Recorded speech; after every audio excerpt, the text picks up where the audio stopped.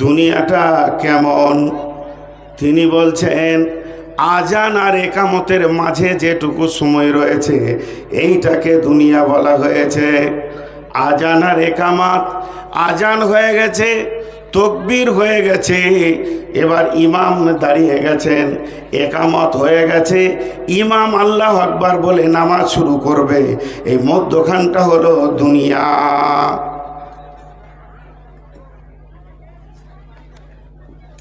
চেঁচামেচি খারাপ জিনিস, গলাটা গেল।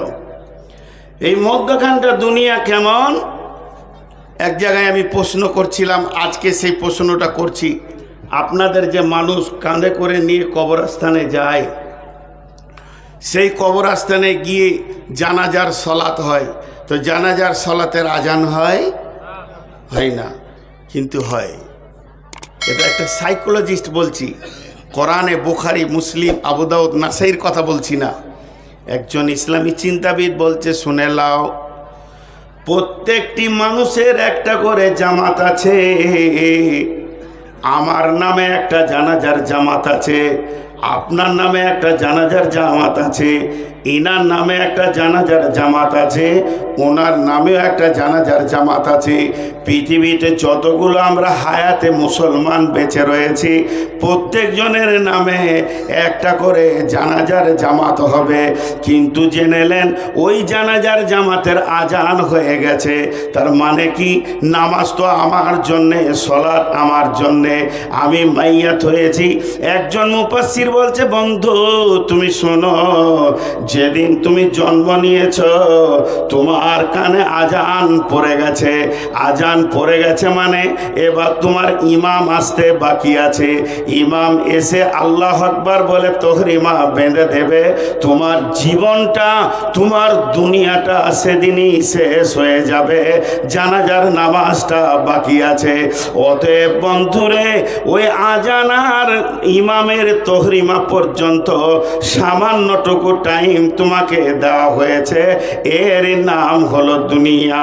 ফামা মাতাউল হায়াতিদ দুনিয়া ফিল আখিরাতি ইল্লা কালিল। দুনিয়ার ভিতরে যত সম্পদ আছে আখিরাতের তুলনায় সামান্য কিঞ্চিত। এটা একটা গেল। শেখ সাদি কি বলছেন? जहाँ आए बिरादर नुमानत बकर, दिलंदार जहाँ फरी बंदोबस्त, मकुंता के एबर उम्र के दुनिया पोस्ट के बेसियार कासे चेतु परवर दाकोस्ट चुआहंगे रफ्तान कुना जाने पाक चेबर तख्ते मुर्दाने चेबर रुए खाक। শেখ সাদি বলছেন এই পৃথিবীটা কেমন? আসমানের নিচে, জমিনের ওপরে যে ফাঁকা জায়গাটা রয়েছে, একে খবরদার বিশ্বাস করিও না। এর প্রেমটাও হলো ধোঁকা, এর ভালোবাসাটাও হলো ধোঁকা। যাহা আয়ে বিরাদার নোমানাত বাকার, দিলান্দার যাহা ফারে বন্দোবাস্ত। এই দুনিয়াটা কেমন ধোঁকা শুনে লাও। যেদিন তোমার জানটা বের হয়ে চলে যাবে, এই দুনিয়া তোমার সঙ্গে তালাক নেবে। একদিন তোমার দাদুকে পাগল করে রেখেছিল, একদিন তোমার বাপকে পাগল করে রেখেছে, আজকে তোমাকে পাগল করে রেখেছে। এমন একটা দিন আসবে, সেদিন জেনে নাও তোমার ছেলে ওই দুনিয়ার পাগলে পড়ে যাবে। নোংরা করে তিনি বলেছেন, এটা একটা বেশ্যা নারীর মতো।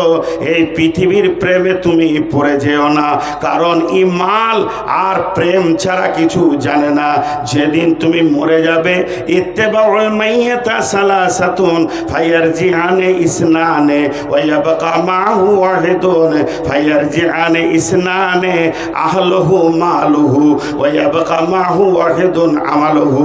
যেদিন তুমি মরে যাবে, যেদিন তুমি চলে যাবে, যেদিন তুমি বিদায় হয়ে যাবে, সেদিন এই দুনিয়া তোমার সঙ্গে যাবে না। অতএব দুনিয়া হলো আখিরাতের তুলনায় সামান্য কিঞ্চিত।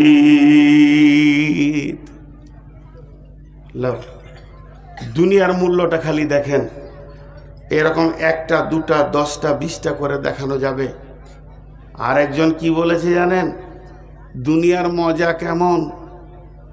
দুনিয়াটা চিখলে, দুনিয়াটাকে চাবালে মজাটা কেমন লাগবে, সেই মজাটা তিনি বলতে গিয়ে বলছেন যে এই হায়াত, এর স্বাদ অতি তিক্ত।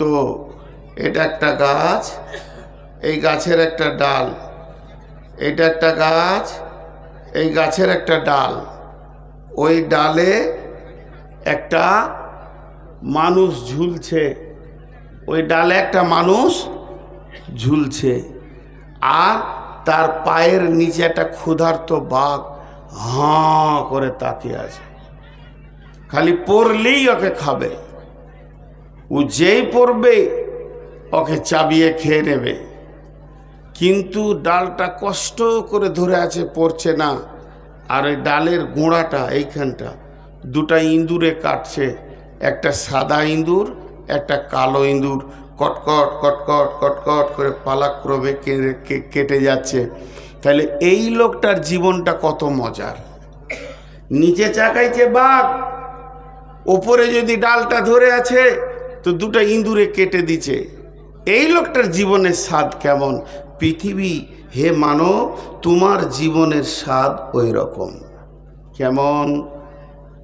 আমরা যে গাছে চেপে আছি, গাছটার নাম হলো বয়সের গাছ। সেই বয়সের গাছের একটা ডাল ধরে আমরা ঝুলছি। আজরাইল ক্ষুধার্ত বাঘ আমাদের পায়ের নিচে দাঁড়িয়ে আছেন। সে কামড়াবে, পৃথিবীটা শেষ করে দেবে, স্বাদ শেষ হয়ে যাবে। কিন্তু ওই বয়সের ডালটাকে ধরে দুইটি ইঁদুরে কাটছে। একটা কালো ইঁদুর বলতে রাত, আর সাদা ইঁদুর বলতে দিন। পালাক্রমে কেটে কেটে কেটে কেটে দিচ্ছে, এমন করে কাটছে যে ওই ডালটা ক্ষীণ হয়ে যাবে আর নিচে পড়ে যাবে, তো সঙ্গে সঙ্গে দুনিয়া শেষ হয়ে যাবে। হে পৃথিবীর মানুষ, এর নাম হলো দুনিয়া।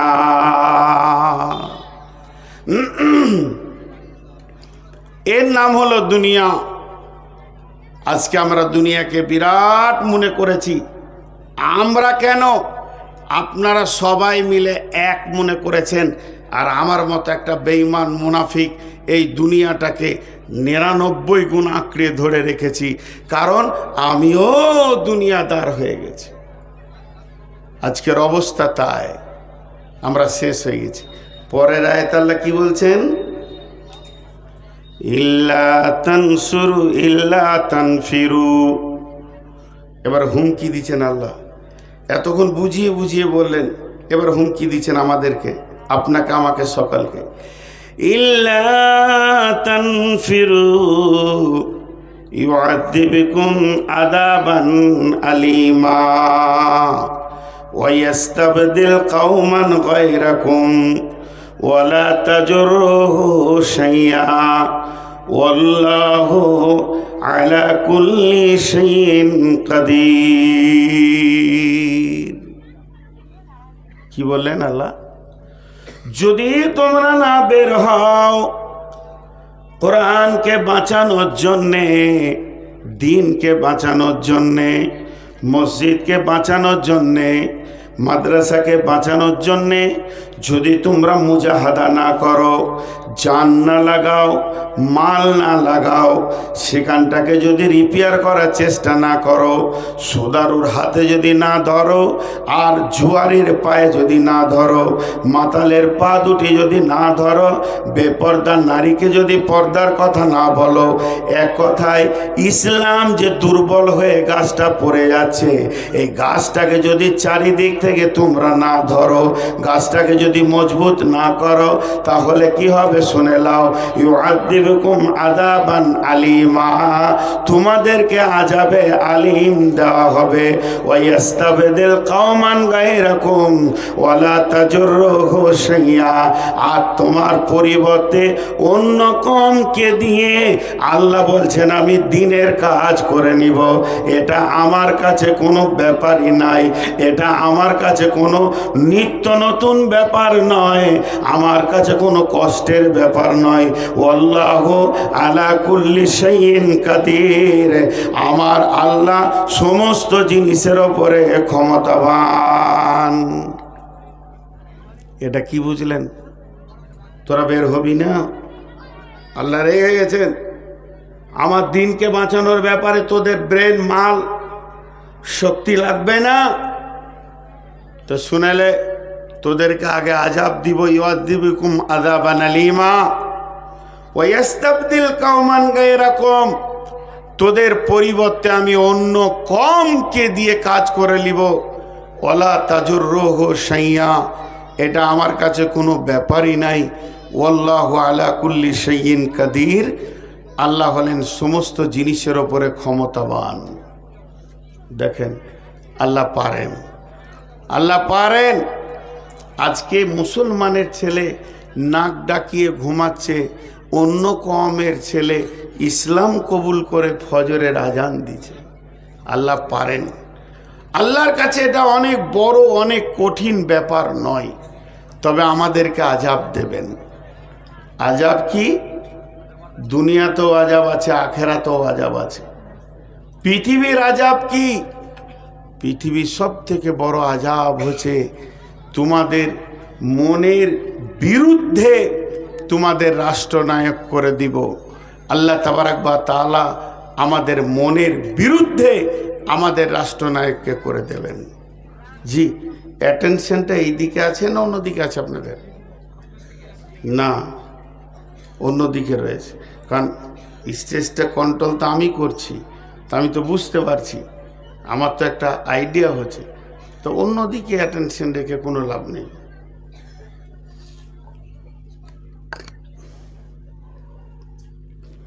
অ্যাটেনশনটা এইদিকে রাখেন।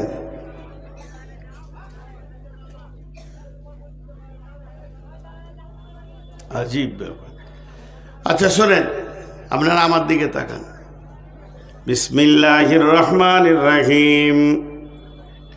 ইল্লা তানসুরুহু ফাকাদ নাসারাহুল্লাহু ইদ আখরাজাহুল্লাযীনা কাফারু সানিয়া সানাইনি ইদ হুমা ফিল গার ইদ ইয়াকুলু লিসাহিবিহি লা তাহজান ইন্নাল্লাহা মা'ানা ফাআনজালাল্লাহু সাকিনাতাহু আলাইহি ওয়া আইয়াদাহু বিজুনুদিন লাম তারাউহা ওয়া জা'আলা কালিমাতাল্লাযীনা কাফারুস সুফলা ওয়া কালিমাতুল্লাহি হিয়াল উলিয়া ওয়াল্লাহু আজিজুন হাকীম। দেখেন ভাই, আবার একটা আয়াত পড়লাম এবং এখানে কয়েকটি তত্ত্ববহুল কথা আছে, তবে আপনারা মন বসাতে পারছেন না। তার একটা কারণ যে সাইড থেকে একটা আওয়াজ আসছে। তো আমি আপনাদেরকে দুটি কথা বলছি, যারা এখানে বসে রয়েছেন মনটা এইদিকে রাখেন, আর যারা রাস্তায় দাঁড়িয়ে আওয়াজ করছেন, যদি কিছু বলার থাকে, আমি নূর মোহাম্মদ বলছি, আপনি সামনে আসেন, আমাকে বলেন। আমার ভুল হলে আমি ক্ষমা চাইব, আর আমারটা ঠিক হলে আপনি বুঝে নেবেন। বিধায় সাইডে কথা বলে সভাটাকে নষ্ট না করে আপনাকে ভাই বলে ডাকছি। হে আমার ভাই, আপনি এখানে আসেন, সবাই আমরা এক হয়ে যাব। আমার যদি ভুল থাকে, ভুলওয়ালা ব্যক্তি ক্ষমা চাইবে, এটা তো লজ্জার কিছু নয়। তো আমি আপনাকে দাওয়াত দিচ্ছি, সাইড থেকে সভাটা নষ্ট না করে আপনি এখানে আসেন। আমি আপনাকে ভদ্রভাবে বলছি, আপনার গালে আমার থাপ্পড় বসানোর দরকার নেই, আর আমার গালেও আপনার থাপ্পড় বসানোর দরকার নেই। ভুল হয়েছে, কারো একটা হয়েছে, যাই হোক, অতএব আপনি এখানে আসেন, আমি ডাকছি। আর আপনারা মন দিয়ে শুনেন। আর মন দিয়ে শুনবে কি করে, মানে মনটা তো ওই দিকে চলে যাচ্ছে। যদি আপনি না আসেন, তা আপাতত মুলতবি করে দেন, দিয়ে বাড়ি যান আপনারা। আমি খারাপ কথা কিছু বলিনি। আপনারা যদি চান এখানে আসেন, আমি আপনার সঙ্গে কথা বলবো, মিষ্টি সুরেই কথা বলবো। জি, এবার আল্লাহ কি বলছেন?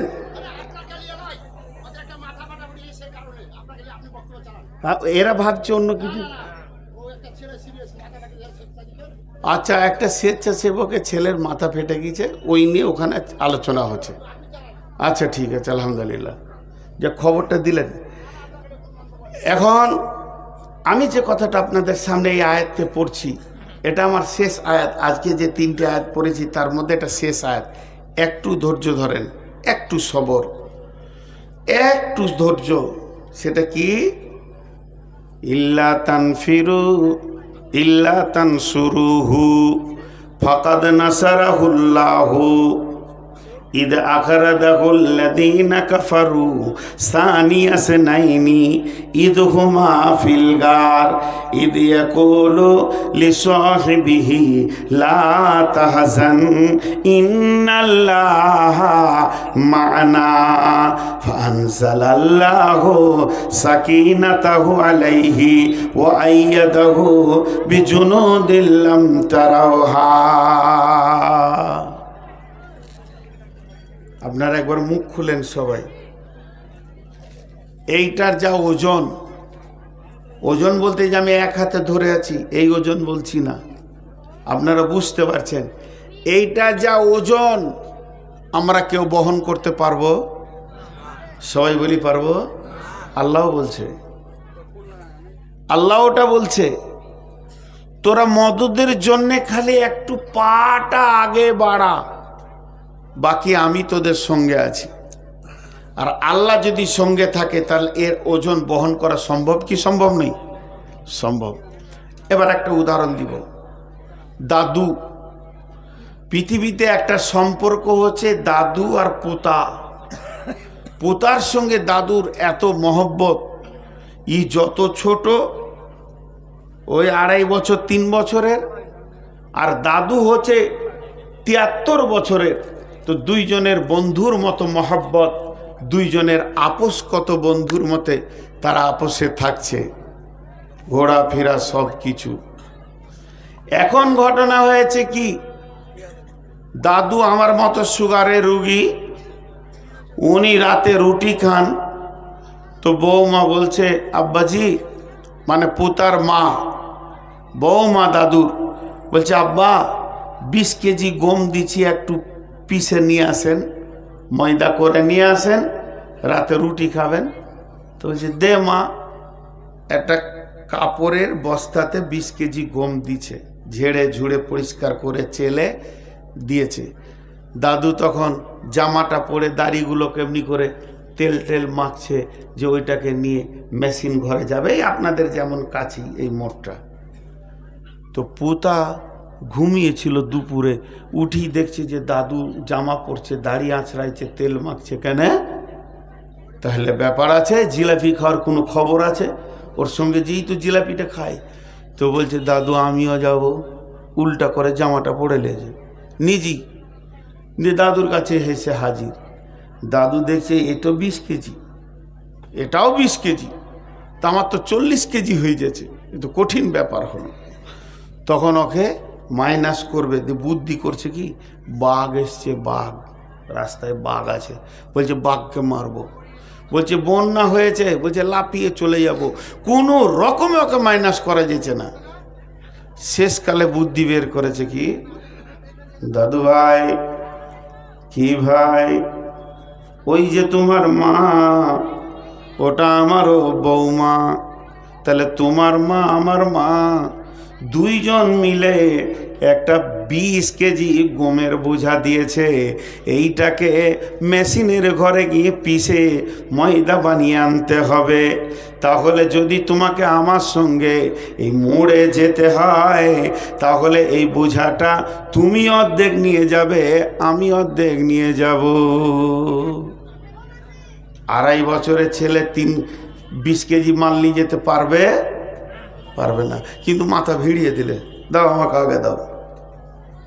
ও তো আর জানে না যে 20 কেজির ওজনটা কত। মাথাটা ভিড়িয়ে দিলে, দাও আমাকে আগে দাও, আমি অর্ধেক আগে নিয়ে যাই, তারপর আপনি অর্ধেক নিয়ে যাবেন। দাদু তখন এমনি করে বোঝাটা নিয়ে বলছে, লে ধর, ওর মাথায় দিয়েছে, লে মাথায় দিয়েছে 20 কেজির বোঝা, খালি চুলে ঠেকে আছে। আর গোটা ওজনটা কার হাতে আছে? দাদুর হাতে। অতি ও কচি কচি হাত দুটাকে দিয়ে কি মাজা হিলিয়ে হাঁটছে। ও ভাবছে বোঝা আমিই নিয়ে গেছি, পুরো 100-তে 100 বোঝা আমি নিয়ে গেছি। খেলার সাথীগুলো রাস্তায় খেলছে, তাই এমনি করছে, বলছে পারবি, মানে আমার মতো পারবি, বোঝা আমি নিয়ে গেছি। এই টেনশনে বেচারা কল কল করে ঘেমে গিয়েছে, গোটা শরীর প্যান্ট ট্যান্ট সব ভিজে গিয়েছে। যেই মেশিন ঘরে গেল, বোঝাটাকে নামিয়ে দিয়ে দাদু বলছে ভাই তুমিই এনেছো, ওকে বড় করছে, তুমিই এনেছো ভাই আমার, তোমার কত শক্তি, তুমি 20 কেজির মাল এনেছো। এখন আমার আটাটা পিসা হোক চাই না হোক, কারেন্ট থাকুক চাই না থাকুক, আমি রাতে রুটি খেতে পাই চাই না পাই, তুমি যে এসেছো জিলিপির লোভে, আগে তুমি জিলিপি লাও, আগে তুমি পাঁপড় লাও, তোমার প্রাপ্যটা আমি আগে মিটাবো, তারপরে আমি আমার কাজ করব। আল্লাহ এরকম বলছেন, হে পৃথিবীর মুসলমান, এইটার ওজন তোরা কেউ নিতে পারবি না, তবে বাচ্চাটার মতো খালি মাথাটা ভিড়া, তুই মাথা ভিড়াবি। ইল্লা তানসুরুহু ফাকাদ নাসারাহুল্লাহ, আমি আল্লাহর মদদ তোর মাথার কাছে চলে আসবি, আমি আল্লাহ তোকে ধরে নিব, মদদ টেনে নিব উপর দিকে, আমি আল্লাহর মদদ চলে আসবে। যে আল্লাহ একটা ঘটনা শোনাচ্ছেন, এই ঘটনাটা কে বলছেন? আল্লাহ বলছে কেমন? ইজহুমা ফিরগার, যেদিন বিশ্বনবী মক্কা ছেড়ে মদিনার দিকে যায়, আর দুইজন মিলে একটা গর্তে লুকিয়ে যায়, আর ওই গর্তে যখন পৌঁছে যায় আবু বকর আর হযরতে নবী মুহাম্মদ সাল্লাল্লাহু আলাইহি সাল্লাম, তো আমি সেখানে তাদেরকে হেফাজত করেছি, তাদের গায়ে কেউ হাত দিতে পারেনি, তাদেরকে কেউ মারতে পারেনি, তাদেরকে কেউ শেষ করে দিতে পারেনি। তো আমি আল্লাহ তোমাকে ওই রকম মদদ করব, তোমার গায়ে কেউ হাত দেবে না, তোমাকে কেউ শেষ করে দিতে পারবে না। ইল্লা তানসুরুহু ফাকাদ নাসারাহুল্লাহ, তোমরা একবার ভেবে দেখো, তোমরা একবার চিন্তা করে দেখো, যেদিন সারা পৃথিবী ইসলামের বিরুদ্ধে চলে গেছে, মাত্র গুটি কয়েক লোক কালেমা পড়েছে, আর মক্কার লোকেরা তালোয়ারকে, ভুজালিকে আর বর্ষাকে ধার করে রেখে দিয়েছে, আর মারবো, মেরে দিব, শেষ করে দিব, এই রকম নিয়ত করে রেখেছে। কিন্তু শুনে নাও, আমি সেদিন কি করেছিলাম? তাদেরকে হেফাজত করেছিলাম, তাদেরকে আমি এমন হেফাজত করেছি, তারা আমার গণ্ডির বাইরে ছিল, তারা আওতাভুক্তর মধ্যে এসে গেছিল, বেঈমানেরা তাদেরকে দেখতে পেল না। লাম তারাউহা ওয়া জাআলা কালিমাতাল্লাযীনা কাফারুস সুফলা ওয়া কালিমাতুল্লাহি হিয়াল উলিয়া, কাফের বেঈমানরা চিরদিন নিচে চলে গেছে, আল্লাহর কালাম উপর দিকে উঠেছে। আল্লাহু আজিজুন হাকিম, আমার আল্লাহ সূক্ষ্মদর্শী, বড় কৌশলবিদ, তিনি সমস্ত কৌশল তিনি জানেন। তো আজকের বক্তব্যে আমরা কি বুঝলাম? আজকের বক্তব্যে আমরা কি পেলাম? আজকের বক্তব্যে আমরা পেলাম, পৃথিবীটা আমাদের আসল ঠিকানা নয়, পৃথিবী আমাদের আসল জায়গা নয়। আমরা ধোঁকার ঠুলি নিয়ে পৃথিবীকে জড়িয়ে ধরে পড়ে আছি, আঁকড়ে ধরে পড়ে আছি। তবে পৃথিবীতে আল্লাহ যে কাজগুলো আমাদেরকে দিয়েছেন, এই কাজগুলো যদি আমরা মজবুত করে করি, এই কাজের পেছনে যদি আমরা মজবুত করে সময় লাগাই, এই কাজগুলো আল্লাহর দেওয়া যেসব দায়িত্ব আছে পালন করি, তো আল্লাহর মদদ আমাদের কাছে আসবে। আর আল্লাহর মদদ যখন আসবে, তখন সব কাজ আসান হয়ে যাবে। আল্লাহ একটা ঘটনা বলছেন, এই ঘটনাটা কখন হলো? আয়াতটা কখন নাজিল হলো? ইনফিরু খিফাফাও ওয়া সিকালা, বের হয়ে যাও তুমি, ভারী থাকো চাই হালকা থাকো। দেখেন, এটা ভারী হালকা কেন বললেন? ভারী থাকো চাই হালকা থাকো, তুমি বের হয়ে যাও আল্লাহর রাস্তায়। এই আয়াতটা নাজিল হওয়ার কারণ মদিনার পরিস্থিতিটা কেমন ছিল। কারো গাছে খেজুর কাঁচা আছে, কারো ডাঁসা আছে, কারো পেকে গেছে। কেউ খেজুর কাটতে গাছে উঠেছে, কেউ নিচে আছে, কেউ দাঁড়িতে ওজন করছে, মাল দিতে রয়েছে, কেউ আড়তে মাল দিয়েছে, টাকা পেতে বাকি রয়েছে। এই যে বিভিন্নভাবে তারা রয়েছে। আল্লাহ তাবারাক ওয়া তাআলা বলছেন, তুমি যেমন অবস্থায় থাকো এখনই বের হয়ে যাও। যুদ্ধটা ছিল মুতার যুদ্ধ, তোমরা বের হয়ে যাও। সাহাবীরা যারা গাছে ছিল ওখানেই দাটা লাগিয়ে দিয়ে ওখান থেকেই বের হয়ে চলে গেল।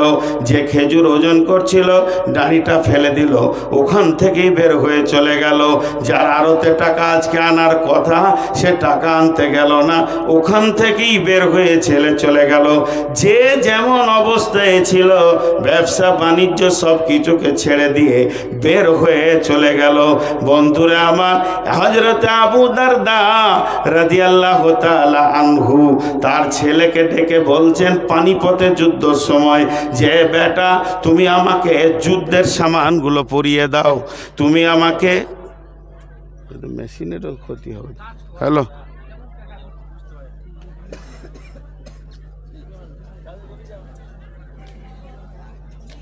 এবার সব পালিয়ে যাবে। বসেন বসেন বসেন বসেন বসেন। আমি খুব বেশি টাইম আর নিব না, আমি শারীরিকভাবে অনেক অসুস্থ।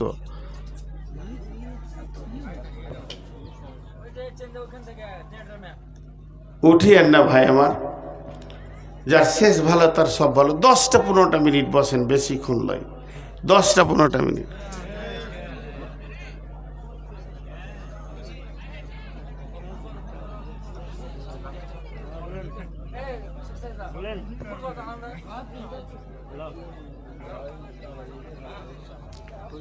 হ্যালো, 10-15 মিনিট বসেন, বেশিক্ষণ নয়। তো হযরতে আবু দারদার ভুরুগুলো, চোখের পাতাগুলো সব পেকে সাদা হয়ে গেছে, চুল গায়ের লোম পুরা সাদা। তো বেটা বলছেন আবু দারদাকে, আব্বাজান আপনার জন্য জিহাদ আর মাপ ফরজ নাই, জিহাদ মাপ হয়ে গেছে। বৃদ্ধর জন্য জিহাদ মাপ, মেয়েদের জন্য জিহাদ মাপ, শিশুদের জন্য জিহাদ মাপ, অসুস্থ ব্যক্তির জন্য জিহাদ মাপ। অতএব আব্বা আপনাকে আর যুদ্ধ করতে হবে না। আর হযরতে আবু দারদা উত্তরে বলছেন, বেটা রে, কোরআনের আয়াতে আল্লাহ বলেছেন ইনফিরু খিফাফা ওয়া সিকালা।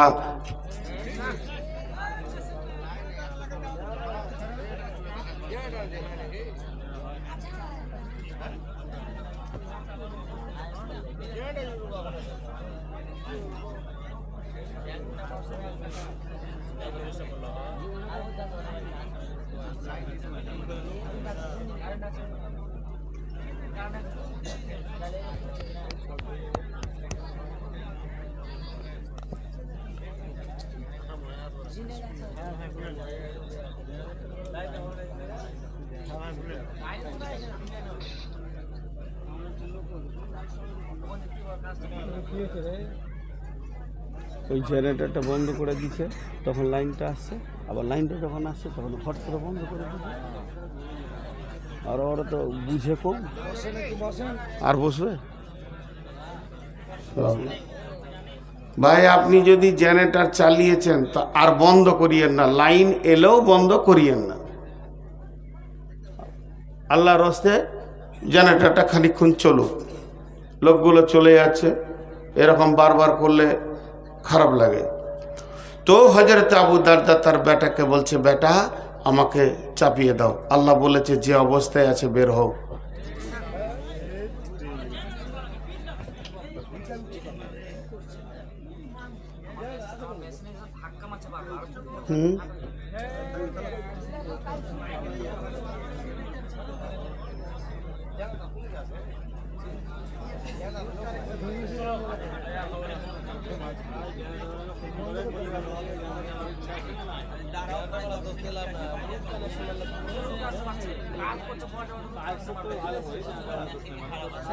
ভাই একটু সবর করেন, সবর করুন।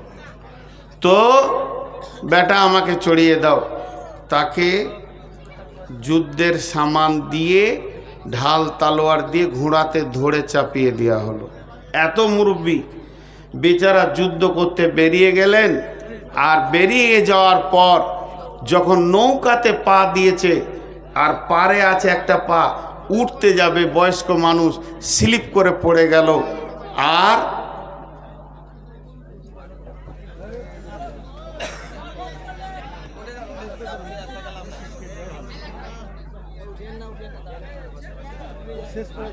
কি বলি বলেন তো, বলেন। ওকে তো বললাম যে জেনারেটরটা চালিয়ে রাখো, 10-15 মিনিট চালিয়ে, তাহলে কি হবে? এবার দুটো কালেকশন করতাম। হ্যাঁ, আরে ভাই তুমি জেনারেটরটা চালিয়ে রাখো, কারেন্ট আসলেও চালিয়ে রাখো, 10-15টা মিনিট চালিয়ে রাখো। কারেন্ট আসলো তা আসলো, কি হলো? 15টা মিনিট চালানো যায় না? আমি আর 2-10 মিনিট দিচ্ছি। ভাই যারা উঠেছেন আল্লাহর হস্তে দাঁড়িয়ে থাকেন, চলে যান না, 2-5টা মিনিট। আমি তো আপনাদের সঙ্গে 2-5 মিনিট বলছি, আর বেশি সময় নিব না, কারণ আমি অনেক চাপে আছি, বা আজকের আমার অনেকগুলো কাজও আছে। বিধায় আপনারা 2 মিনিট দাঁড়ান, আর আপনি জেনারেটর চালিয়ে রাখেন। তো যেটা বলছিলাম, আমার একটু ভুল হয়ে গেল বলাটা। উনি নৌকায় উঠলেন, নৌকায় উঠে এবার যাচ্ছেন জিহাদে। যেতে যেতে রাস্তায় ইন্তেকাল হয়ে গেল। কোনো যুদ্ধ হয়নি, এমনি ইন্তেকাল হয়ে গেল।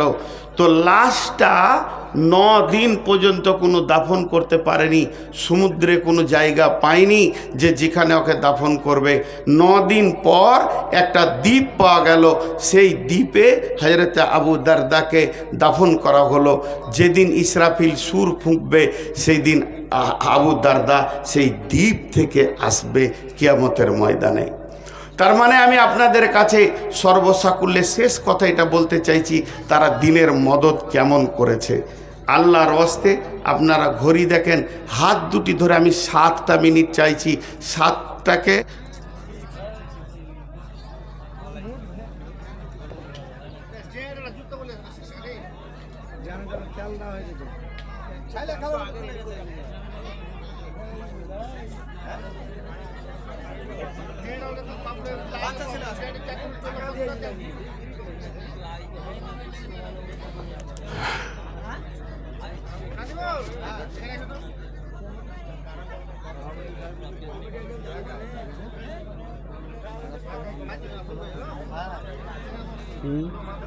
খুব সমস্যা হয়েছে তো, কতবার গেল এলো।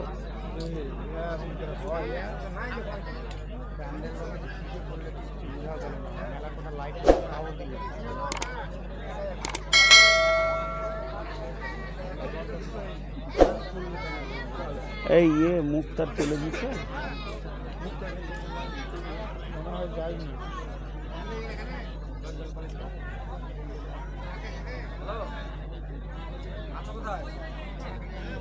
হ্যাঁ বলো।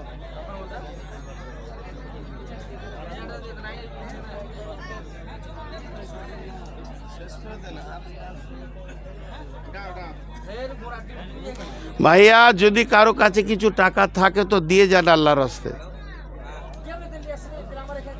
এটা সমস্যার জন্যে যাই কিছু ঘটেছে এখানে দিয়ে যান। আসসালামু আলাইকুম। ওয়ালাইকুম আসসালাম। আপনাকে দেখার খুব শখ ছিল, আমার মনে আছে, আপনার খুব যাচ্ছে শুনি আমি। দিয়ে যান আল্লাহর রাস্তে, দিয়ে যান,